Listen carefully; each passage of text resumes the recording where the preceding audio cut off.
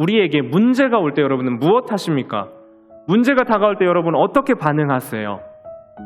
우리에게 하나님이 문제 상황 가운데서 원하시는 것이 있을 거예요. 우리의 문제 상황을 통해서 하나님 앞에 마음을 쏟아내고, 그래서 우리 안에 있었던 잔뿌리, 쓴뿌리, 헛된 세상의 소리와 내 생각들은 쏟아져 나오고, 그 나온 그 깨끗한 우리의 마음 위에 하나님의 뜻과 하나님의 말씀으로 우리의 영혼을 채우는 은혜가 우리에게 있길 원합니다.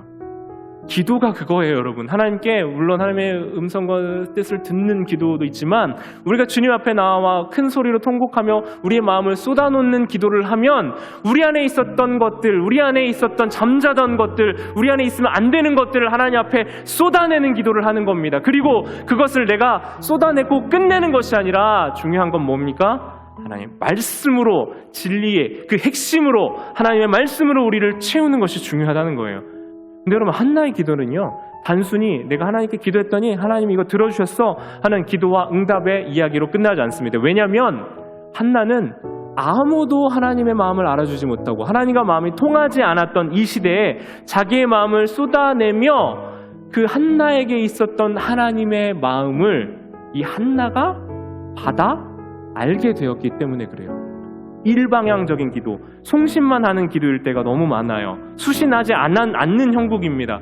그런데 한나의 기도, 한나와 마음이 통했다는 것, 여호와 앞에 심정을 통곡해내고 토로해내고 그 하나님의 마음이 그 한나의 마음 안에 들어왔을 때 한나는 엘리로부터 평안히 가라는 이야기를 들을 수 있었고, 그리고 하나님의 마음을 알게 됐을 때 근심 없이 자리에서 일어날 수 있게 되었다는 거예요.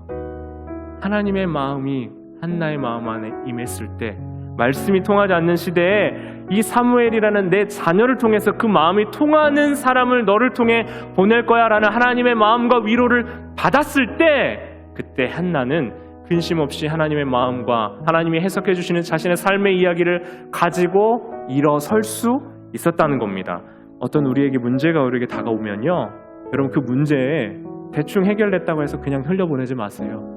그 문제의 본질과 실상을 깨달을 때까지, 표면적인 문제 말고요, 실상을 깨달을 때까지 하나님의 마음과 하나님의 말씀이 내 안에 내 삶을 변화시키고 내 마음을 변화시킬 때까지 하나님 앞으로 나오셨으면 좋겠어요. 우리가 예수님 따르고 사모하고 그분의 길을 쫓는 건 뭐예요? 좋은 길, 괜찮은 길, 나이스한 길을 제시해 주신 게 아니라 그분이 곧 길, 진리, 생명이시기 때문입니다. 그분이 살았던 삶의 방식과 삶의 모습이 길, 진리, 생명이시기 때문입니다. 그분의 길을 따라갈 때, 그분의 삶을 모본으로 살 때, 그분의 제자가 될 때 우리 안에 하나님의 마음이 들어와 체휼되고 그 마음으로 우리의 손과 발과 마음과 생각이 이 땅을 살아갈 수 있게 될 줄 믿습니다.